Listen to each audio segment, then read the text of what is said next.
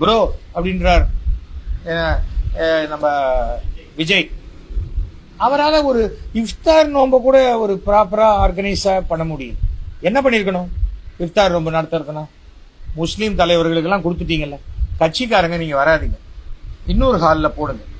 அங்க கட்சிக்காரர்களுக்கு அதோ அவருடைய அட்வைசர் இருக்கார் இல்லையா, பாண்டிச்சேரியில் 3-4 சந்தில் நின்று ஜெயிச்சாரு குஷி ஆனது, அவரை வச்சு அங்க நடத்திட்டு இவர் தொப்பி போட்டுக்கிட்டு ஃபுல்லா போட்டு எனக்கு புரியவே இல்லைங்க. ஒரு ஒரு ஒரு நான் கூட 2 இஃப்தார் விருந்து எடுத்துக்கிட்டேன். நானா தான் இதே விபூதி குங்குமத்தோட போனேன். அந்த நோம்பின் முறையை அதை நான் வந்து பாராட்டுறேன், அதை மதிக்கிற மாதிரி போறேன். நான் உடனே அப்படியே நான் முஸ்லீமா மாறி போகணும் முஸ்லீமும் நினைக்கல, அவங்க நம்பவும் மாட்டாங்க. நம்ம ஏன் பண்ணணும்? அப்ப சுனத்களை எதுக்கு போறோம்னா என்ன பண்ண முடியும்? ஃபர்ஸ்ட் ஆஃப் ஆல் நம்ம எல்லாத்துலயும் நாம மாற முடியாதுங்க. நாம இருக்கணும், ஆனா எல்லோருடையும் அனுசரிச்சு போகணும். அதுதான் சமுதாயம். எங்க பக்கத்து வீடு முஸ்லீம், அதோ எய்த்து வீடு கிறிஸ்டின், இந்த வீடு கிறிஸ்டின், அப்புறம் அதுக்கு அடுத்த வீடு முஸ்லீம். பிரியாணி எங்கேருந்து வரும்? நான் பிரியாணி சாப்பிட்றேன் இல்லையோ, எங்க வீட்டுல பிரியாணி சாப்பிட்ற இருக்காங்க, ஒர்க் பண்றாங்க, அவங்களுக்கு கொடுக்குறேன். ஐயோ பிரியாணிலாம் இங்க கொண்டாதுங்க சொல்ல மாட்டேன். ஏன்னா அது அன்பால கொடுக்கப்படுகிறது. எனக்கு பிரியாணி கொடுக்க வசதி இருக்குதுன்னு கொடுக்கல அவங்க. ஏன்னா அவங்க வீடு என்ன விலையோ அதே விலை தான் எந்த வீடு 16 கோடி ரூபாய். அதனால அவங்க வசதிக்காக கொடுக்குறேன். ஒரு நட்புக்காக கொடுக்கும்போது அதை மதிக்க தெரியும்.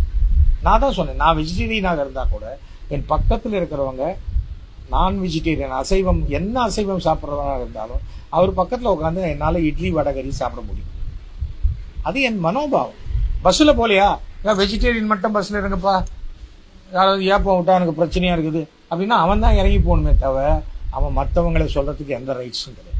சமுதாயத்தில் நம்ம எல்லாரோடையும் சேர்ந்து வாழ பழகணும். அதுல ஃபெயில் ஆகிட்டான். அதுல கட்சிக்காரங்களையும் உள்ள விட்டு யார் இவர் போய் இன்வைட் பண்ணாங்களோ அவங்கள உள்ள விட. ஆமாங்க, அப்ப வெளியில வராத வீட்லயே இருந்துடலாம். என்னங்க நான் என்ன கேட்கிறேன், எம்ஜிஆருக்கு இல்லாத பிரச்சனையா இவருக்கு வந்துடும்? எம்ஜிஆர் வந்து ராத்திரி 8 மணிக்கு ஒரு மீட்டிங்க்கு வராருன்னு ஒரு ஊர்ல சொல்லுவாங்க. விடிய காலத்துல 3 மணிக்கு போவார்.